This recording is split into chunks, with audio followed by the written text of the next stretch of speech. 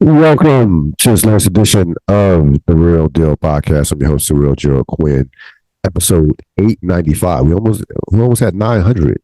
That just kind of crept up on me.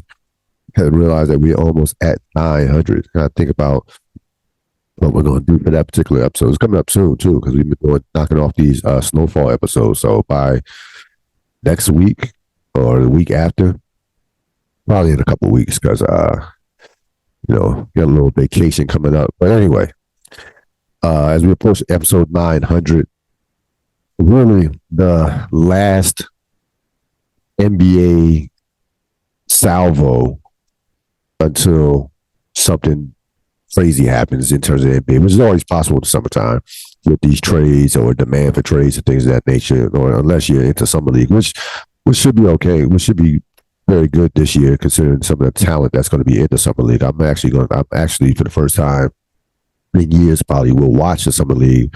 If Wembanyama playing and Scoot Henderson, some of those guys. But this is like you hit free agency.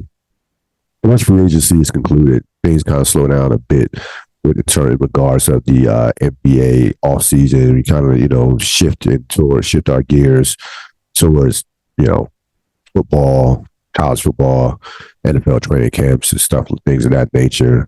We begin a dead time in the sports calendar. But when we get to that, we have a lot to talk about in terms of NBA free agency.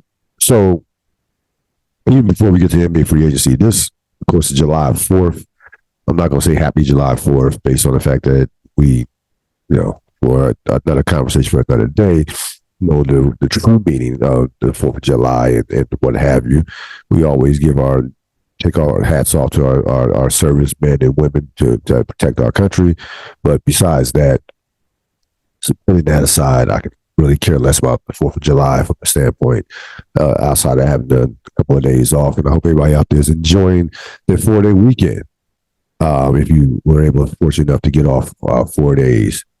This marks the 7th year anniversary of Kevin Durant announcing. Now, he didn't officially sign to July 7th. So, for those of you, he signed July 7th. It was official. Yeah, I get it.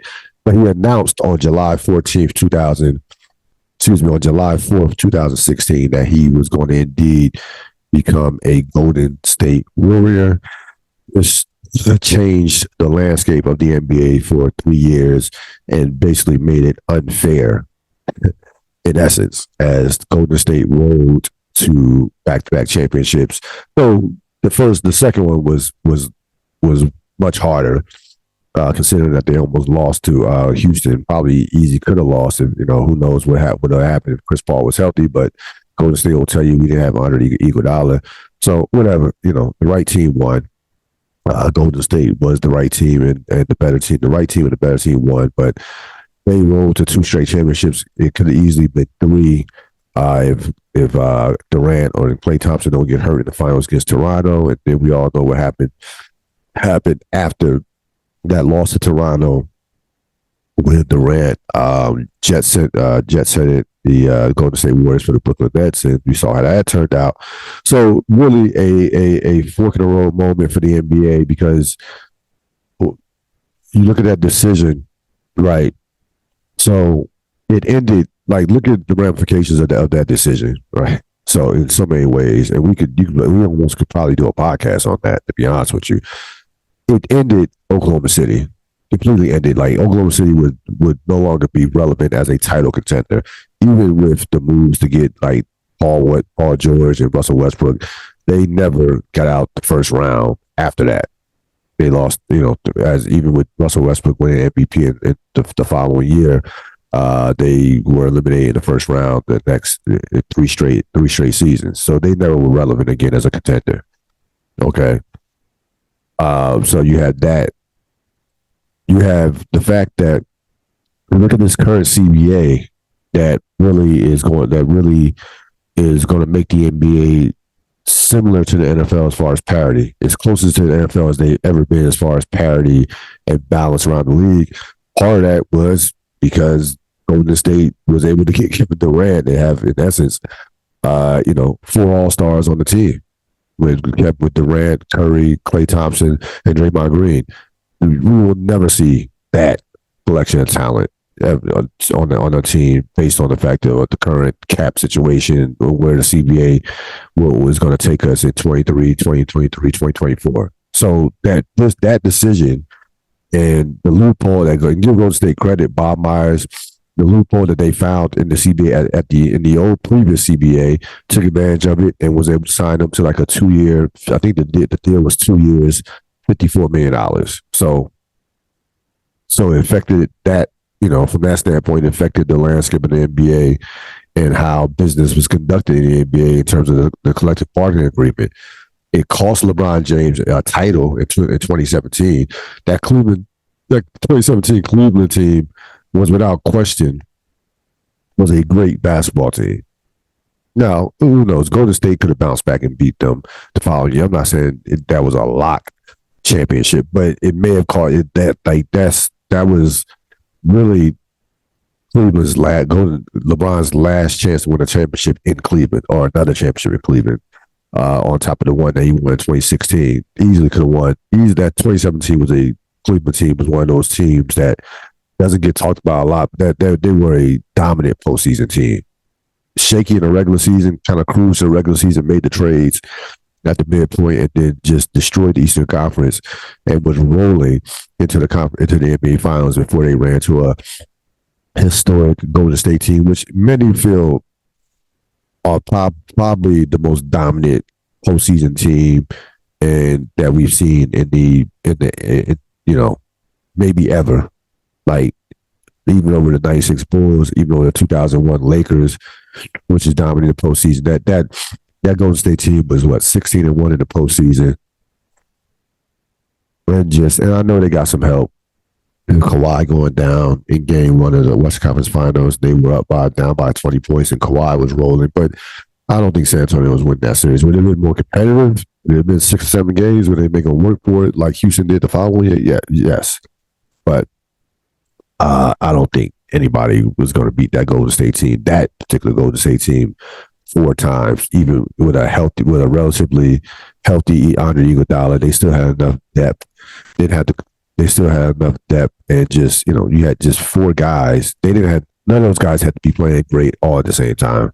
If they got 2, 3, it was a wrap. If they just got 2 of them playing great, chances are they were going to win the game. So that was a decision that really, you look at free agent signings and how these things can kind of alter a league or change a season. That decision affected seasons upon seasons, and it really affected the future and current climate of the NBA right now, to be honest with you. So that was a major decision. Kevin Durant took a lot of heat for that decision. Now, what he did in Brooklyn, and Kevin, if you're Kevin Durant, you take heat for that decision, and since you left Golden State, it's been nothing but downhill from that point, from up until now. It's been nothing but downhill, leaving that franchise, which again, for the life of me, will never understand. And Kevin Durant leaving Golden State, but again, that's another story for another day. So before we get into free agency, we have a couple of guys who could be on the move. More than likely, one of them for sure is going to be on the move. Damian Lillard and James Harden. I'm gonna deal with the Damian Lillard part first, because I got a lot on Harden. Got a lot on Harden. So Lillard requested a trade Saturday afternoon. To no one's surprise, I'm sure this was a relief for the Portland Trailblazers. They draft Scoot Henderson. They don't trade, for Zion Williamson or for another veteran player, which, I told you, and I was wholehearted and wholeheartedly believed that Dame Lillard and Scoot Henderson would never play on the same floor together as teammates. Like that just was never gonna happen. And it won't happen. He will indeed be traded. Um, to who?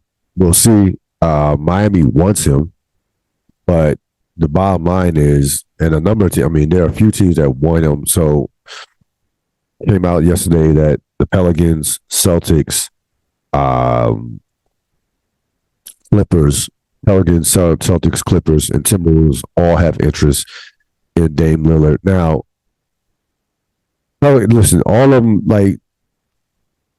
them have viable options, have viable pieces to give to Portland um, to make that trade happen.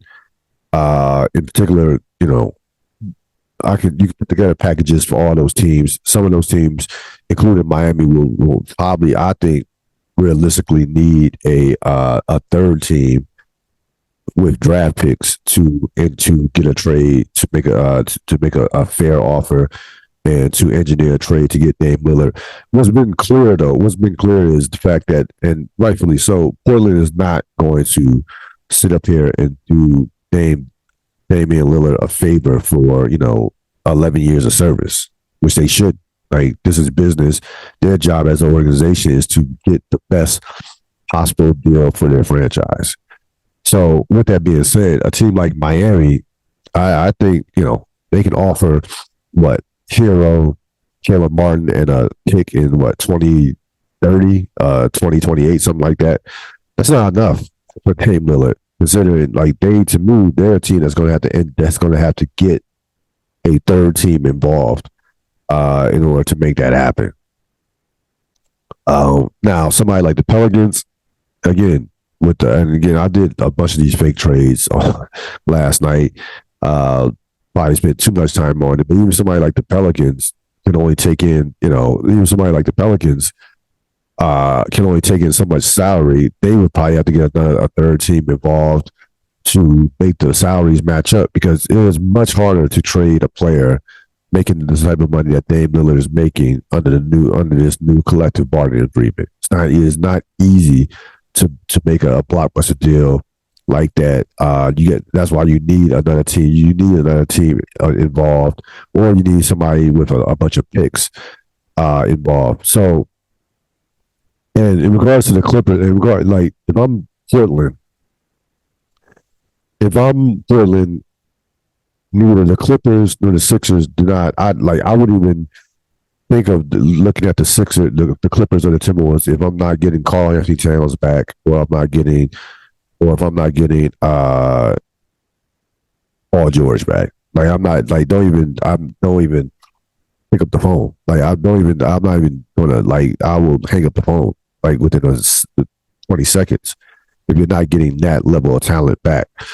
Now again, it's gonna be interesting to see how Miami navigates their package. Again, again, Hero, a draft pick, and Duncan Robinson, whoever. That's not enough.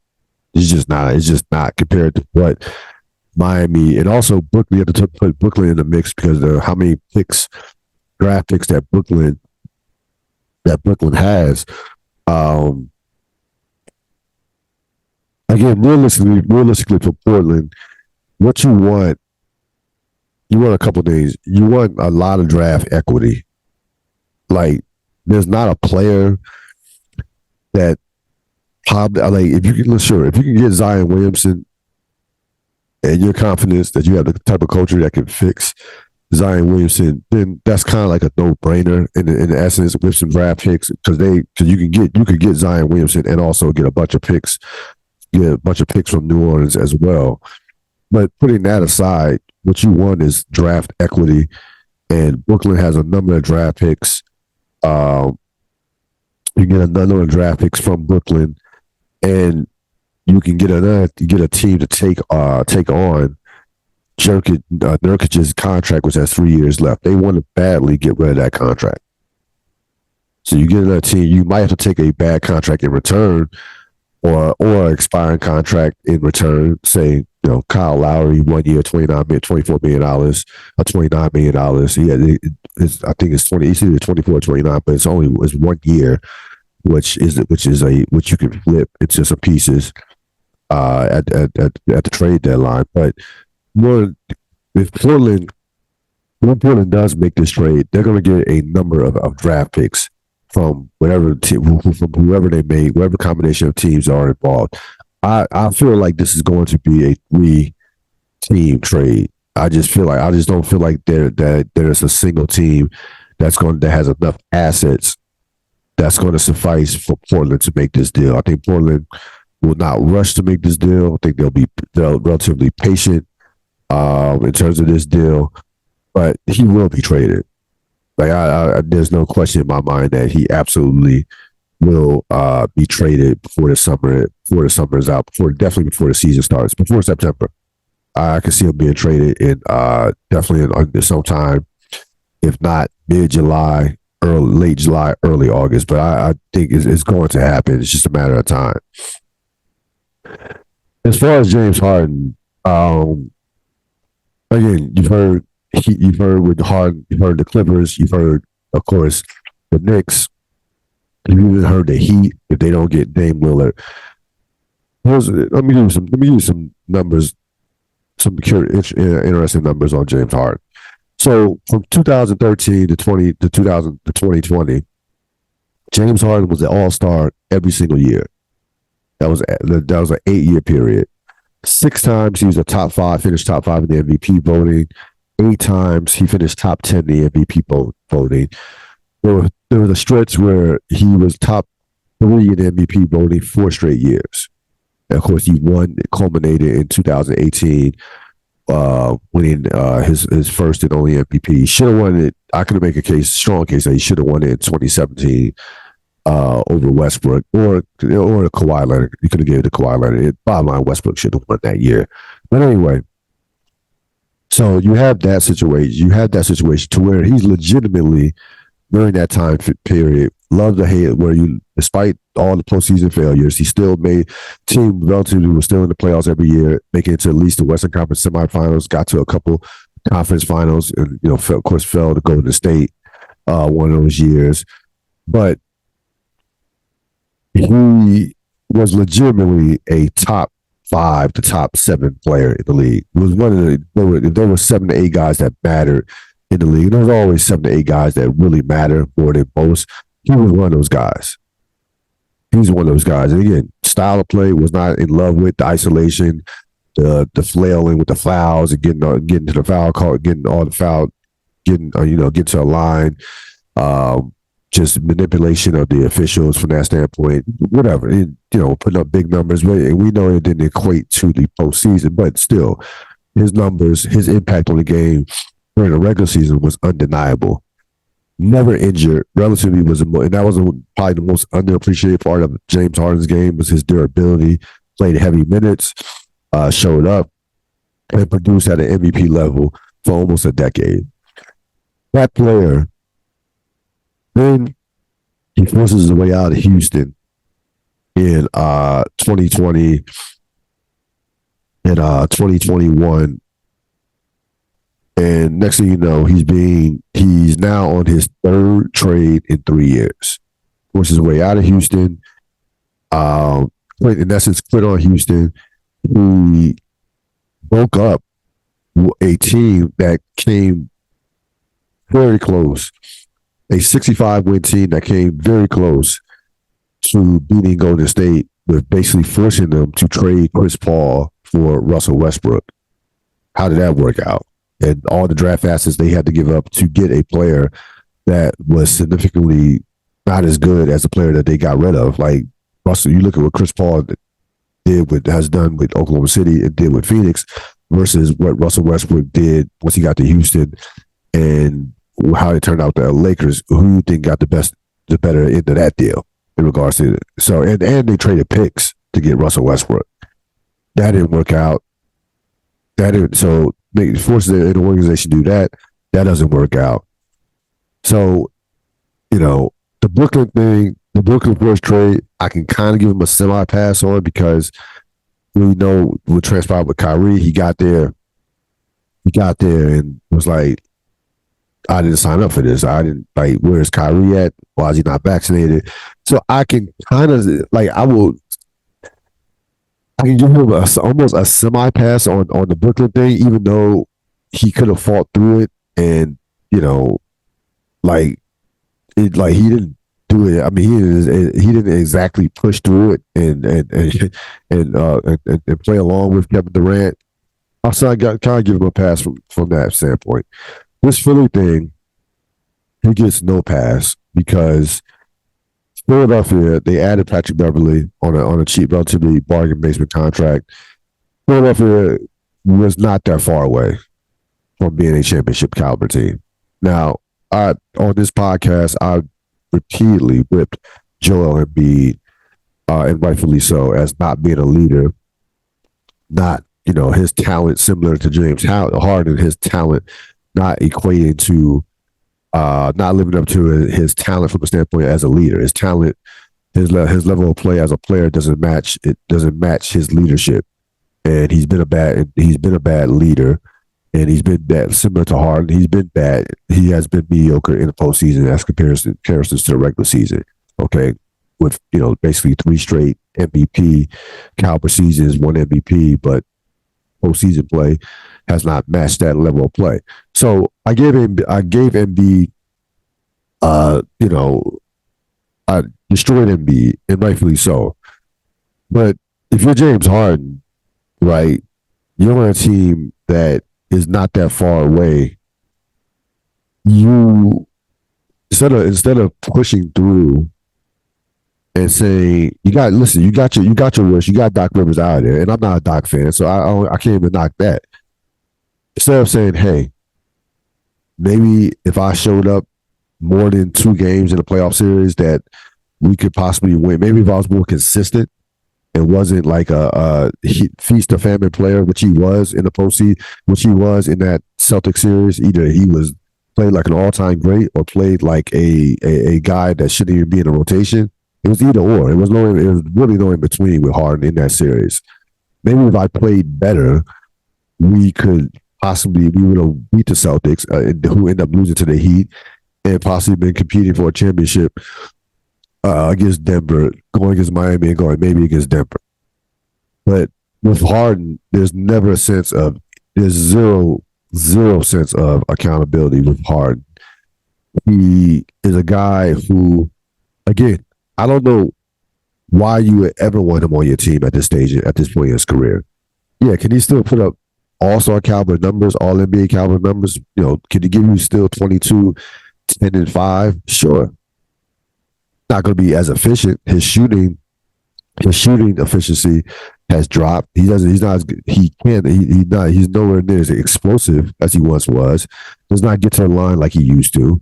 That's mainly due to the officials finally stopped going for the banana in the tailpipe with him, and with these ridiculous fouls that they were calling with him. But he's still an above average player, an all-star caliber player in the regular season. But if you're a franchise that's trying to win a championship, like the Clippers want to win a championship, the Heat want to win a championship, why in the hell would you want this guy anywhere near your franchise?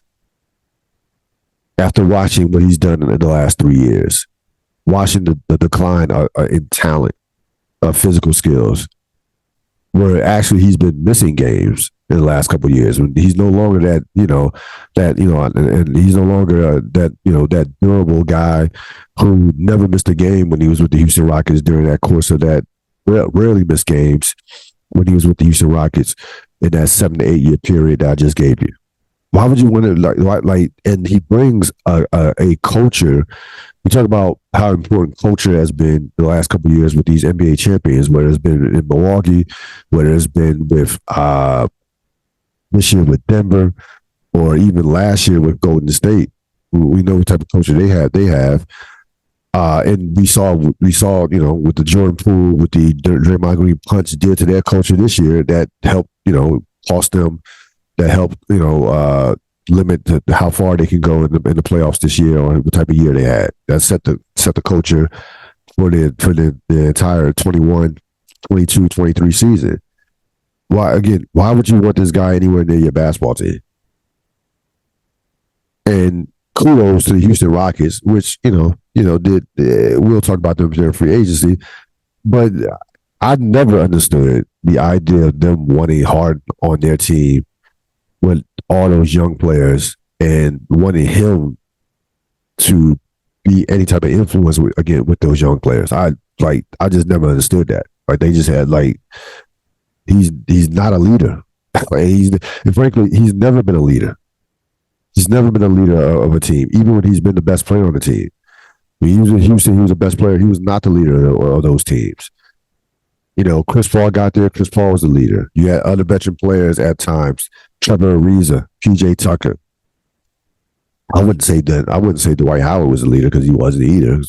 So frankly, and one of the reasons why Houston never could get over the top, they really didn't have any great leadership from their top players outside of the older Chris Paul.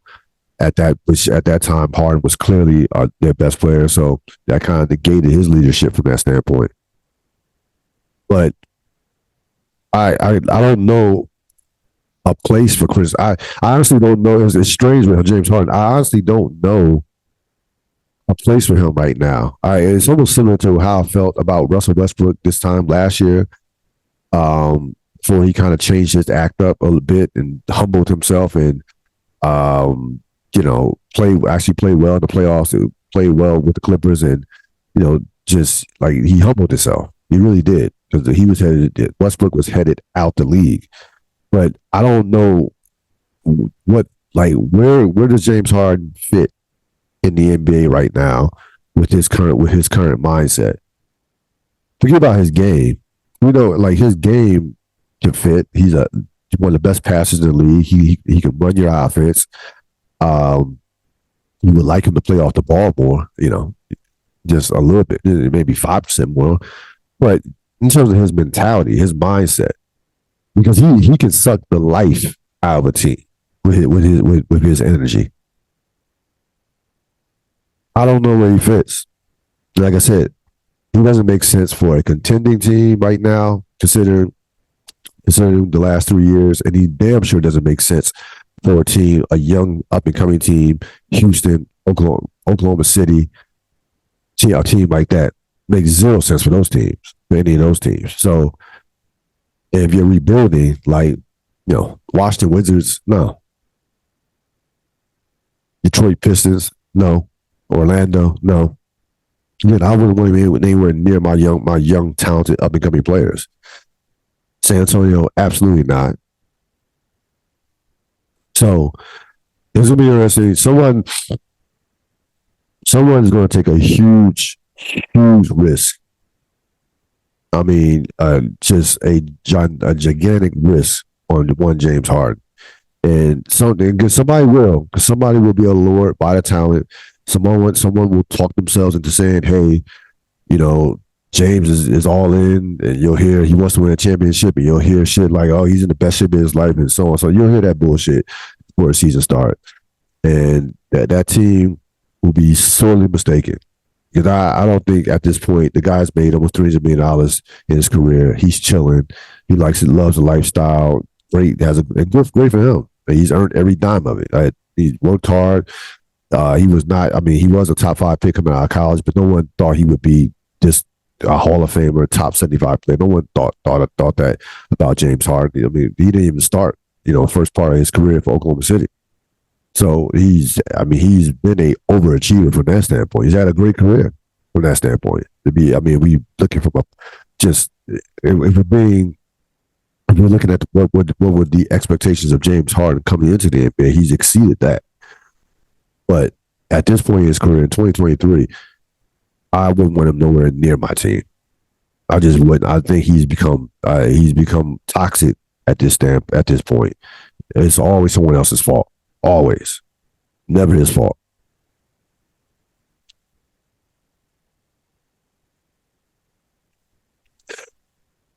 So we're going to go through free agency for a bit. I would say likes and I don't understand. And there were a couple I don't understand signings, to say at least. Begin with what I liked.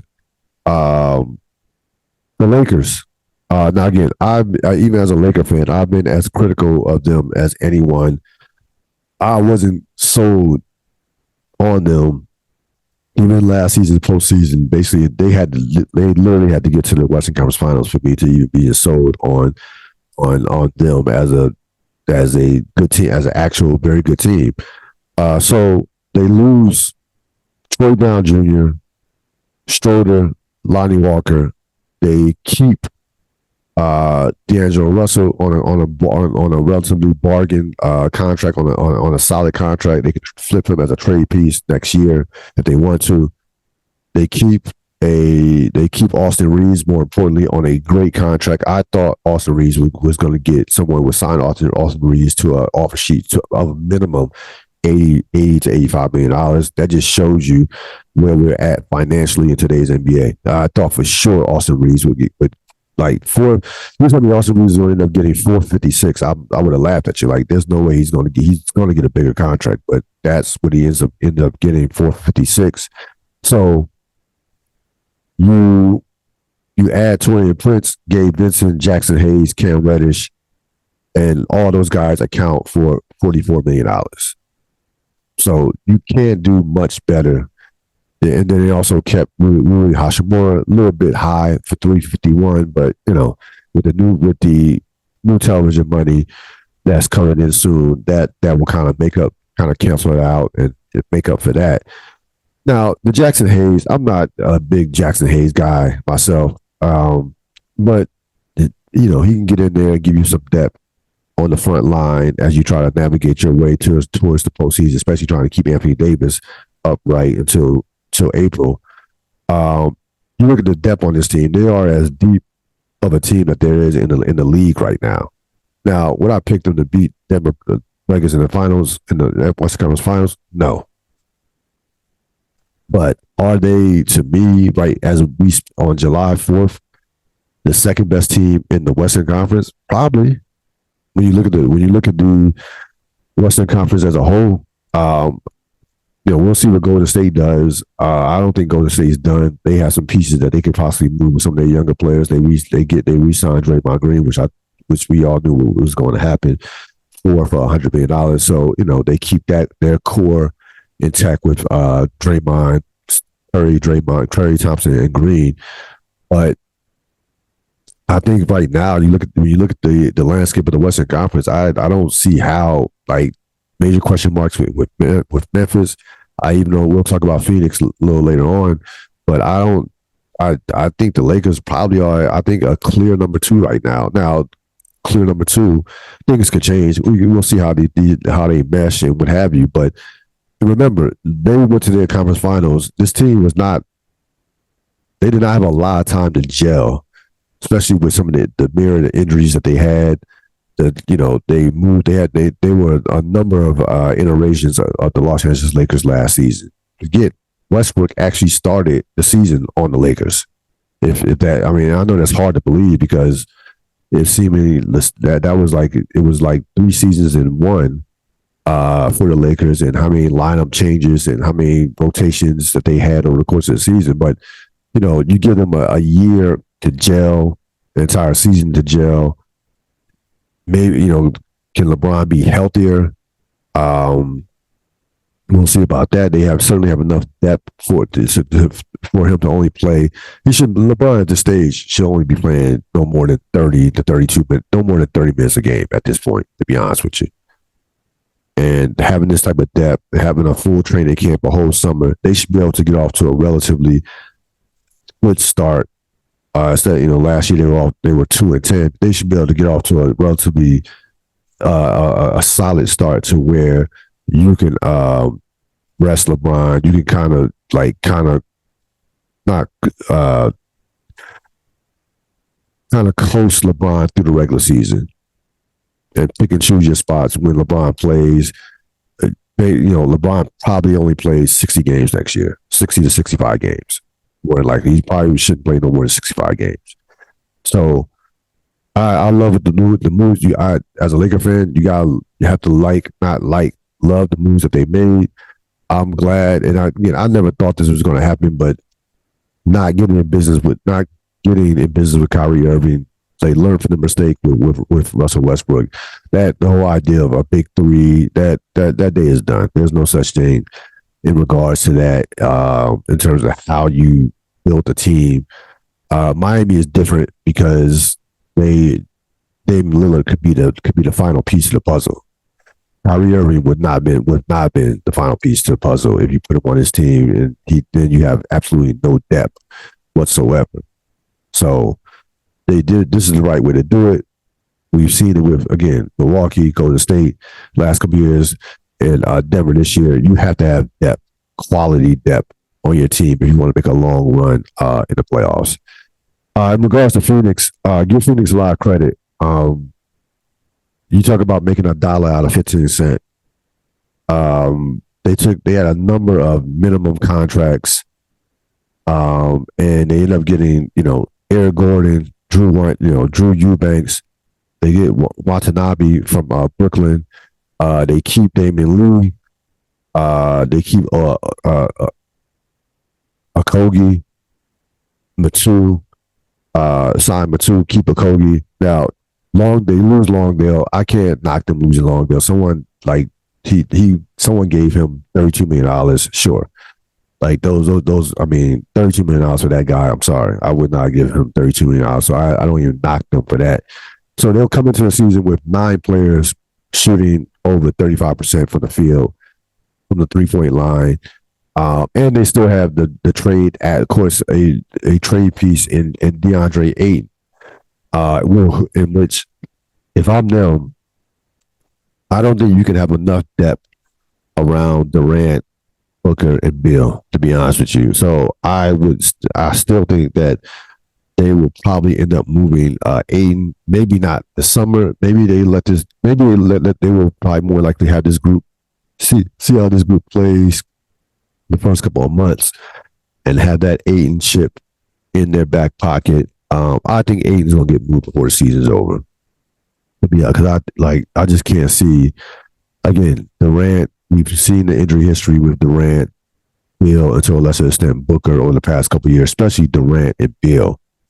And I just think that you have to get some more quality depth moving forward to get to the playoffs, and get some more even veteran players going to the playoffs who can play quality minutes in the playoffs, because that's where Phoenix is at right now. You got the the Lakers have legitimately. I think the Lakers have legitimately 7 to 8 guys who can play quality playoff minutes, and that when you're the Lakers, when you're Golden State, when you're a team that has any aspirations of being a contender, you have to sign guys who can play in the postseason, who you think could play in the postseason. It's not just enough to get to the postseason, navigate your way to the postseason with depth. You have to have, these teams are trying to win championships. Like right now, Lakers trying to win right now. Phoenix is trying to win right now. Golden State is trying to win another one right now. So it's all about how many guys do we have that can actually play in possibly April through June. And again, we know that these bargain basement contracts can go south quickly as far as the quality of players. I saw it with the Lakers a couple of years ago. Everybody thought the Lakers had a dream team with how much depth they had. And, look how deep they are. Look at all this quality play. Look at all these former All-Stars. The problem was they were 5 to 6 years past their primes. When you came in with Carmelo and Ariza and some of the other guys that they had, it was just like, no, these guys are cooked, and they were cooked, and they were and they couldn't shoot.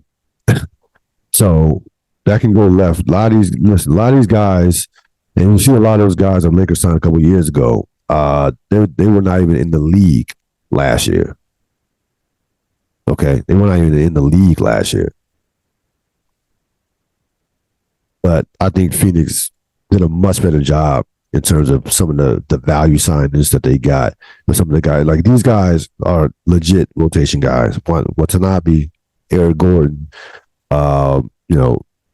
Damian Lee. So these are some legit guys that they got, especially in regards to some of the shooters that they were able to get. Big weekend for the class of 2020. You have a new set of $200 million guys in the league.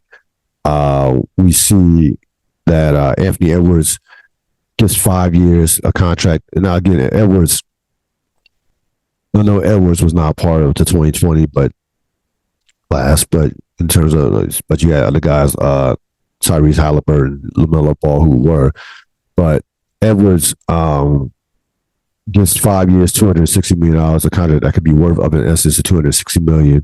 LaMelo Ball, 5 years, $260 million. Desmond Bane, 5 years, $205 million.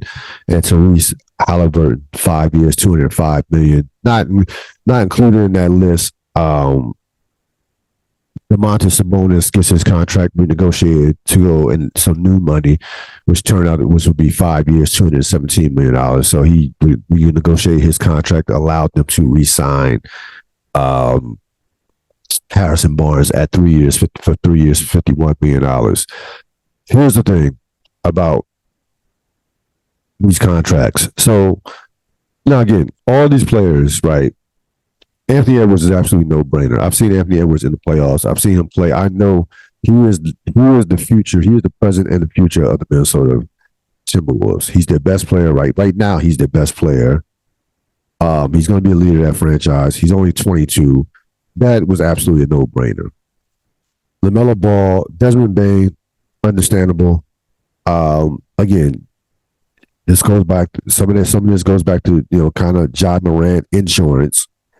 And you're in a position where you had to pay. All these guys had to be paid because here's the thing: if these guys were free agents, all of them would be paid max players or semi max players, or close to the max as possible. They would on the open market. If they were outright free agents, someone would give them the money. No question about it. You as a franchise in today's climate with the CBA, you better not miss in regards to that signing. Like, you sign a guy for a Supermax extension like this, a Supermax rookie extension, you better hit on that guy. And the key signing will be the next signing for your team. Like, who does Charlotte sign with that second max contract? They're close to the Supermax contract. Who does Indiana sign with that next Supermax contract? Because these contracts, like these guys, I mean, these are long contracts. These are 5 year. These are 5 year contracts. It's not like it's not like the Fred VanVleet 2 to 3 or 4 year contracts. These are long. These you are in it for the long haul with these with more likely with these players. So you better hit on these. You better hit on the second signing on your team to coexist, to coincide with these players. And the thing about these franchises is now, again, Minnesota, we'll see what happens with Minnesota. They have a lot of question marks. Who knows what they're going to do with Karl-Anthony Towns, how that's going to really go there. They don't have any picks. They have a lot of question marks moving forward. If you're Charlotte, again, who are you putting next to LaMelo Ball? Who are you putting next to LaMelo Ball? If you're Indiana, Tyrese Halliburton, who are you putting next to him? They have now Indiana. They picked up Obi Toppin for a couple of second round picks. I actually I like the trade for them. I don't necessarily dislike it for the Knicks. I think people are making way too much for Obi Toppin in terms of his upside. I don't think he was ever going to become an all-star. But from Indiana's standpoint, it made perfect sense. If you get a guy that can play that can play rotational minutes that could be a rotation player for 2 second round picks, you make the deal. And he's still very young, and you're not going to have to pay him a lot of money right now. You make the deal. But for these particular players, in particular, again, Edwards and Halliburton Edwards and Bane more so were no-brainer. It's more about LaMelo Ball. Because even Tyrese Halliburton, Indiana does not draw free agents a lot. You have a guy that's an all-star point guard that's going to give you close to 20 and 10. You got to get that. You have to give him a supermax deal, a rookie supermax. You just have to. But LaMelo Ball, Charlotte really has not sniffed the playoffs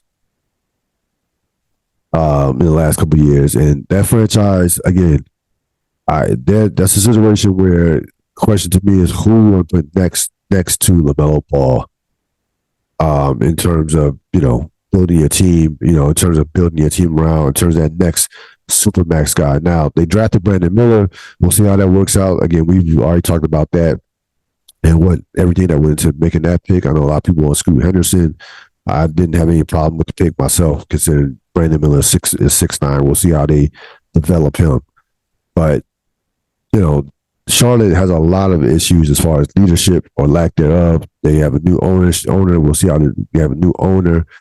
They are notorious for not really spending money per se. They're one of those franchises that will never have to worry about the second tax apron in this current CBA. They just won't have to. But again, these contracts were going these were no-brainer signings as far as you're not going to let these guys walk. You're not going to do that. But to me, there are a lot of question marks with more so about the teams on these guys moving forward in terms of what direction they're going to go in with these. But these signings, of course, were were absolutely no-brainers. And listen, the money is going to increase. As the money increases, the decisions from these franchises, the stakes are even going to go up higher. The room for error even less with some of these decisions on some of these players making this type of money.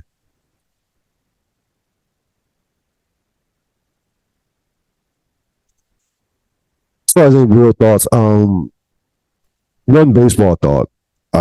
So the baseball is in an interesting place right now. As far as parity, revenue sharing, young talent development, the game probably has never been in a better place.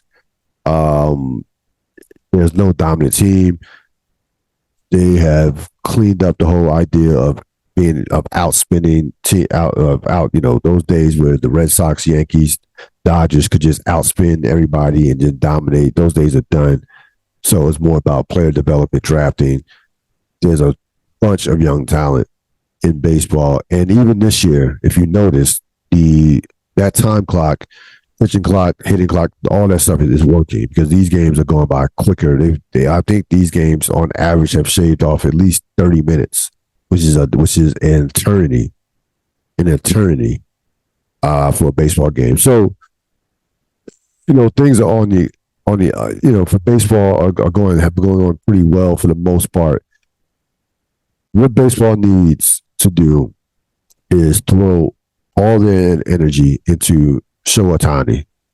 Shohei Ohtani, you haven't seen him, is a guy who right now is the best player in baseball. He is the most important player in baseball right now. He's the most important player in baseball in maybe a decade, to be honest with you. You want to call him the modern day Babe Ruth, whatever you can call him. He's that. He's a guy that legitimately could be an MVP as well as a Cy Young candidate. He is must-see television. He is only 28. He's going to, when he becomes a free agent, it talks about possibly him trade. I don't see him getting traded because they're actually in contention right now. The Angels, I think, were like 2 games over 500. They are in with, you have about 1 million wild cards in baseball, so almost anybody can get into the playoffs. So they're going to be, unless they completely, and I know Trout got injured with the wrist. We see how long he's out last night. But if you're baseball, I think you just have to toss all your marketing, everything you got into promoting the shit out of this guy. Like he is that like I said, he was the most important baseball player in maybe in a decade, maybe in a generation for what he does on the field. We've never seen anybody. Babe Ruth was in the 20s and 30s. So we've never seen anybody in the modern era do what this guy is doing. As far as being a guy who right now has 31 home runs and a dominant pitcher as well. He has like a 3.0. He's like 6-2 with a 3.02 ERA as a pitcher. He's dominating hitting. He's dominating he's a dominant hitter. He's a dominant pitcher.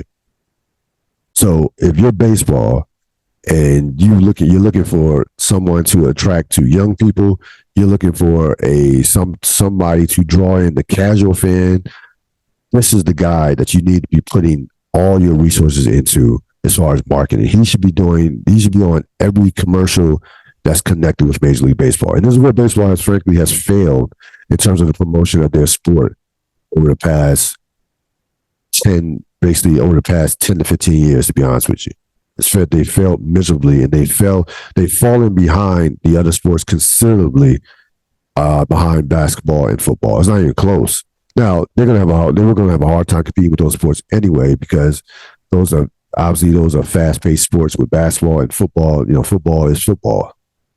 But with that being said, you have a guy who right now is one of the most unique athletes in team sports right now. This guy, there's nobody in team sports that can do what this guy is doing.